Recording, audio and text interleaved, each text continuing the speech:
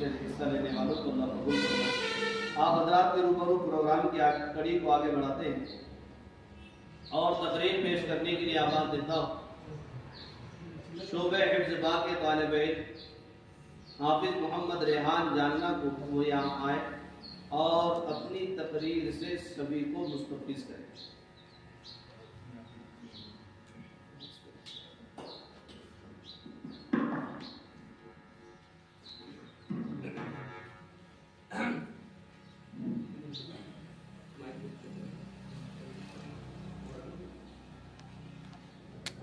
आराम से बिता।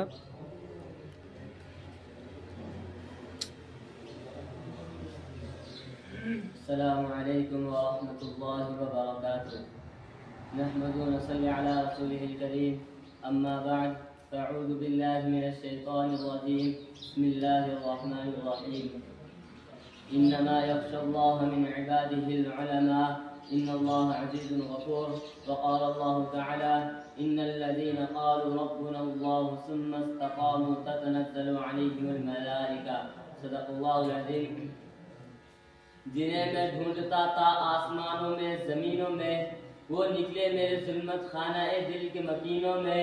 जला सकती है शमे कुश्ता को मौज नफ्स उनकी, इलाही क्या छुपा होता है अहले दिल के सीनों में। न पोच इन खल्क़ा पोशों की अरादत हो तो देख उनको, यद मिसाले बैठे अपनी आस्तीनों में।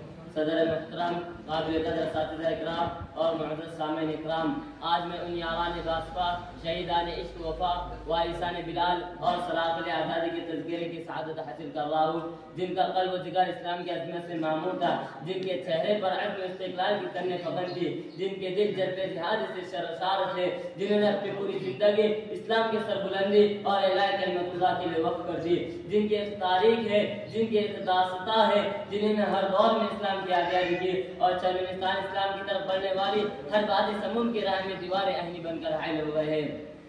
मोहतरम हज़रात, इस चमनिस्तान आलम का पत्ता पत्ता और गोटा गोटा इस बात पर शाहिद है कि ये तबका उन असहाब फ़िक्र व नज़र वारिसान क़ल्ब व जिगर का तबका है, जिन्होंने हर दौर में इस्लाम की आज़ादी की और चमनिस्तान इस्लाम की तरफ बढ़ने वाली हर बादी समूम के राह में आए दीवार बनकर खड़े हो गए। हज़रात गिरामी, जब हिंदुस्तान की इस मुक़द्दस सरज़मीन पर अंग्रेज़ों का नापाक साया पड़ा और वो अपने शातिराना और अयाराना चारों से हक़ मालिक बन बैठे, जब बासिंगाना हिंद पर तरह तरह के ज़ुल्म व सितम के पार तोड़े जाने लगे, जब हिंदुस्तानियों को गुलाम बनाया जाने लगा, जब हिंदुस्तानियों का खून उनके पसीने से भी आज़ा होने लगा, तो ऐसे नाजुक वक्त में सबसे पहले जिस शख्स ने में बगावत बुलंद किया वो मुहद्दिस कबीर, इमाम जलील, रईसुल औलिया, फ़ख्र चमन, महरम फन, नाजिस वतन, शाह अब्दुल अजीज इब्न वलीउल्लाह मुहद्दिस देहलवी। ये वही मर्द मुजाहिद है जिसने वक्त से बहुत पहले मुसलमानों के नस्बुल ऐन का ऐलान फरमा दिया, जहाँ तक पहुँचने के लिए दूसरों का भी बढ़ते बढ़ते इंतजाम करना था। हज़रात गिरामी, मसनद दर्स पर बैठकर कुरान और हदीस का दर्स देने वाले उलमा इकराम, खानकाहों में बैठ के अपने खूनी जिगर से शमे इस्लाम को रोशन करने वाले मशाइख इस्लाम अपने मदरसे और खानकाहों को छोड़कर मैदान में आ गए और फरनगियों के खिलाफ एक महल बनाकर मंजिल के जानिब बेसर व सामने के आलम में निकल पड़े। ये वही हिंदुस्तान है जिसकी आज़ादी के लिए मुसलमानों ने अपना खून बहाया, जिस अयत के बागों को मुसलमानों ने अपने खूनी जिगर से सजा, अपने बेपरवाह कुर्बानी के जरिए उसको परवाना चढ़ाया। लेकिन आज मुसलमानों के जद्दोजहद और बदकावश को बिल्कुल भुलाया बल्कि मिटाया जा रहा है। आज मुसलमानों को हिंदुस्तान से निकाला जा रहा है।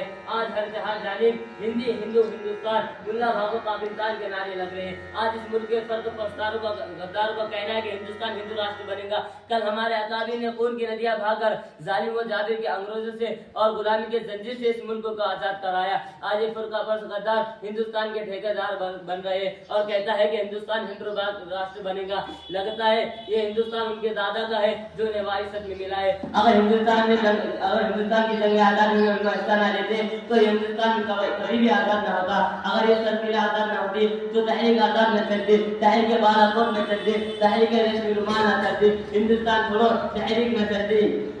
अलग-अलग ने अपने पूरे जिगर से और अपनी मुकद्दस गर्दिश से आज़ादी को सेजा और परवाना चलाया। हज़रत गिरामी हिंदुस्तानी मशहूर शराइत की बताओ हिंदुस्तान में हमारी हुकूमत कैसे चल सकती है। तो हिंदुस्तान में रहने वाले सबसे बड़ी सियासत डॉक्टर वली यूरोनी जो पेश की थी उसमें लिखा था कि हिंदुस्तान में सबसे ज्यादा बेजार मुसलमान है और जबकि आज़ादी सिर्फ मुसलमान ही नहीं लगी है, इसलिए जब तक मुसलमान हिंदुस्तान में तब तक हम उन पर हुकूमत नहीं कर सकते।